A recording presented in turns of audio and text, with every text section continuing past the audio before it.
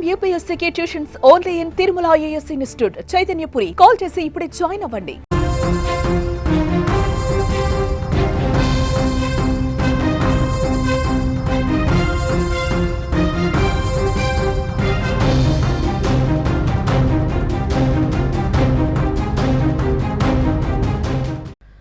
Breaking news చూస్తున్నాం. భద్రాచలంలో ఘోర ప్రమాదం చోటు చేసుకున్నట్లుగా తెలుస్తోంది.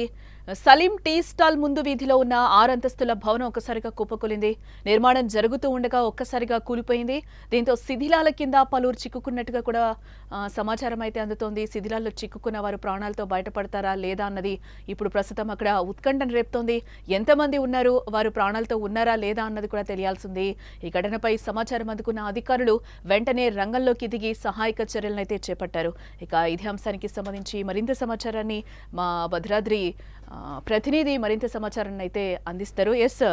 నాగరాజు, భద్రాద్రిలో అయితే ఒక విషాదం చోటు చేసుకుంది. 6 అంతస్తుల భవనం అయితే కుప్పకూలిపోయింది. దాని కింద కూడా 6 మంది చిక్కుకున్నారు అని అయితే వార్తలు వస్తున్నాయి. అసలు 6 మంది చిక్కుకున్నారా, లేకపోతే ఎంతమంది ఆ శిథిలాల కింద ఉన్నారు? ఎగ్జాక్ట్ గా ఇది ఏ లొకేషన్ లో జరిగింది ఈ ఘటన? భద్రాచలంలో రామాలయానికి వెళ్ళే దారిలో 4 రోడ్ల జంక్షన్ ఉంటుంది. ఆ జంక్షన్ దగ్గర సలీము టీ స్టాల్ అని చెప్పని అంటే ఒక అందరికీ కూడా నోటెడ్ అయిన స్థలం అది. అక్కడ ఈ 6 అంతస్తుల భవనము నేలకు కొరిగింది. ఈ భవనంలో దాదాపు ఫస్ట్ వచ్చిన వార్తలు అయితే మాత్రం 6 దాకా చనిపోయారని చెప్పని వచ్చినాయి. కానీ ఒక ఇద్దరు ఉన్నారని చెప్పని అక్కడ వాళ్ళతో పాటుగా మేస్త్రులు కానీ అక్కడ కూలి పని చేసుకునే వాళ్ళు కానీ ఇద్దరే ఇరుక్కున్నారని చెప్పని కూడా మనకి తెలుస్తుంది. వాళ్ళ దగ్గర నుంచి కూడా బయట నుంచి మనం అరుస్తుంటే వాళ్ళ దగ్గర నుంచి కూడా జవాబు అయితే వస్తుంది జానకి. అంటే 6 అయితే కాదు అక్కడ చిక్కుకున్నది. 6 అయితే కాదు, ఇద్దరైతే ఉన్నారు. వాళ్ళు కూడా చనిపోలేదు, బతికే ఉన్నారు. మనం అరుస్తుంటే వాళ్ళు రెస్పాండ్ అవుతున్నారు.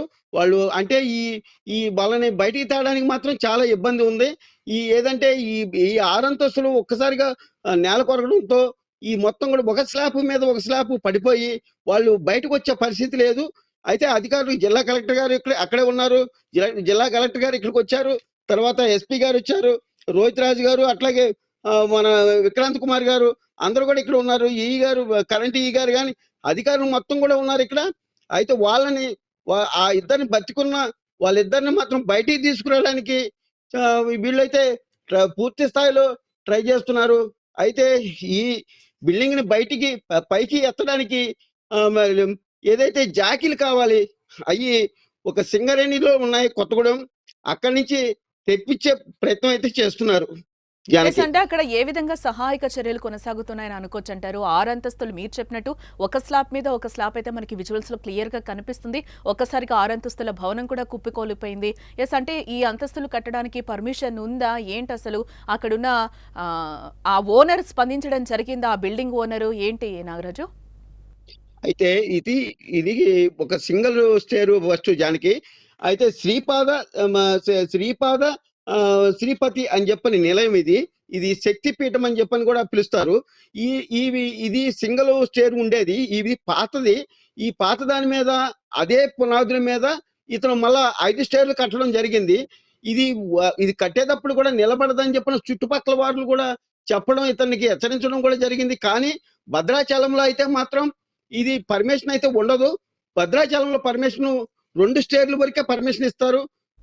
తదుపరి స్టేర్లు పర్మిషన్ కావాలంటే వరంగల్ నుంచి తెచ్చుకోవాలి. ఈ బిల్డింగ్ కి పూర్తిగా కూడా పర్మిషన్ లేదని చెప్పని అధికారులు భావిస్తున్నారు. అంటే ఇప్పుడు ప్రస్తుతానికి ఎంతమందికి గాయాలయ్యాయి, ఎంతమంది శిథిలాల కింద చిక్కుకున్నారని అనుకోవచ్చు అంటారు? వారు త్వరగా బయటకు వచ్చే అవకాశాలు కనిపిస్తున్నాయా? ఎగ్జాక్ట్ అక్కడ సిచ్యువేషన్ ఏ విధంగా ఉంది అనుకోవచ్చు అంటారు నాగరాజు గారు? ఇప్పుడు ప్రజెంట్ అయితే ఇద్దరు మాత్రం ఈ బిల్డింగ్లు శిథిలాల కింద అయితే ఇద్దరు మాత్రం ఉన్నారు. వారు బతికే ఉన్నారు. వారు మనం మాట్లాడుతుంటే వాళ్ళు రెస్పాండ్ అవుతున్నారు. వాళ్ళని బయటికి తేవడానికి అయితే మాత్రం చాలా ఇబ్బందే ఉంది. ఎందుకంటే ఒకదాని మీద ఒక స్లాబ్ పడిపోవడంతో వాళ్ళు బతికే ఉన్నారు, కానీ బయటికి రావడానికి అయితే వాళ్ళకి మార్గం లేదు.